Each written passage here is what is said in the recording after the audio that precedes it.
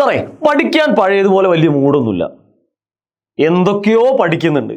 ഒരു സന്തോഷത്തോടു കൂടിയൊന്നല്ല ഇതൊക്കെ ചെയ്യുന്നത്. എന്താണ്, ഒരു റൂമിന്റെ അകത്ത് നിന്ന് കണ്ണാടിക്ക് മുമ്പിൽ നിന്ന് പിറുപിറുക്കുന്ന ഒരുപാട് കുട്ടികളുണ്ട്. അവരോടാണ് എനിക്ക് സംസാരിക്കാനുള്ളത്. മക്കളെ, ആദ്യം നിങ്ങളോട് പറയാനുള്ളത് ആവശ്യം നമ്മുടേതാണ് എന്നുള്ളതാണ്. നഷ്ടപ്പെട്ടു പോയ ആ സന്തോഷത്തെ നമുക്ക് തിരികെ കൊണ്ടുവരണം.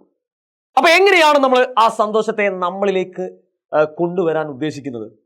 ആരാണ് സന്തോഷം കൊണ്ടുവരുന്നത്? ഈ കാര്യങ്ങളെ കുറിച്ചൊക്കെയാണ് ഞാൻ നിങ്ങളുമായിട്ട് ഷെയർ ചെയ്യുന്നത്.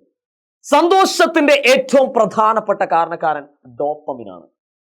ഡോപ്പമിന്റെ ഏറ്റക്കുറച്ചിലുകൾക്ക് അനുസരിച്ച് നമ്മളിൽ സന്തോഷം കൂടുകയും കുറയുകയൊക്കെ ചെയ്യും. അപ്പൊ എങ്ങനെയാണ് ഈ ഡോപ്പമിനെ കൊണ്ടുവന്ന് സന്തോഷം നിറയ്ക്കുക, അതുവഴി നമ്മുടെ ജീവിതം വിജയിക്കുക എന്നുള്ളതാണ് നിങ്ങളോട് പറയാനുള്ളത്. മക്കളെ, രണ്ട് കാര്യങ്ങൾ ശ്രദ്ധിച്ചാൽ മതി. ഒന്നാമതായിട്ട് എക്സൈറ്റ്മെന്റ് ഉണ്ടാക്കുക എന്നുള്ളതാണ്.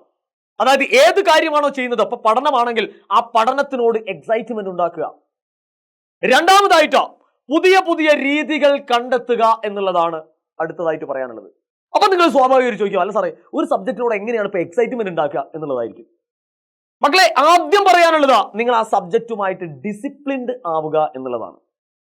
അതായത് നമ്മൾ ഏത് ദിവസം പഠിക്കുന്നു ആ ദിവസം തന്നെ റിപ്പീറ്റ് ചെയ്യുക. അതേപോലെ തന്നെ ഏത് സമയം പഠിക്കുന്നു അത് തന്നെ റിപ്പീറ്റ് ചെയ്യുക. അങ്ങനെ നിങ്ങൾ ഏത് സബ്ജക്ട് പഠിച്ചാലും ശരി, ആ സബ്ജക്റ്റിനോട് നമ്മൾ ഡിസിപ്ലിൻഡ് ആവുക എന്നുള്ളതാണ്. ഡിസിപ്ലിൻഡ് ആയി കഴിഞ്ഞാൽ ഓട്ടോമാറ്റിക്കലി നമ്മൾ മോട്ടിവേറ്റും ആവും. രണ്ടാമതായിട്ട് പുതിയ രീതികൾ അവലംബിക്കുക എന്നുള്ളതാണ്. പഠനത്തിന് നമ്മൾ സാധാരണയായിട്ട് പരമ്പരാഗതമായ രീതികൾ വായിച്ചു പഠിക്കുക. അങ്ങനെ പഠിക്കാതെ നമ്മൾ കുറച്ചുകൂടി എന്ത് ചെയ്യുക, ഫാക്റ്റുകൾ ഒരിക്കലും ബ്രെയിൻ ഇഷ്ടപ്പെടുന്നില്ല. പകരം എന്തെങ്കിലും കഥകളായിട്ടോ അല്ലെങ്കിൽ കവിതകളായിട്ടോ പാട്ടുകളായിട്ടോ നമ്മളിലേക്ക് അതിനെ കൊണ്ടുവരിക. ഈ രണ്ട് കാര്യം ചെയ്യുമ്പോൾ പഠനം ഒരു അനുഭവമായിട്ട് മാറുകയാണ്. അതിലൂടെ നിങ്ങളിലേക്ക് സന്തോഷം വരും.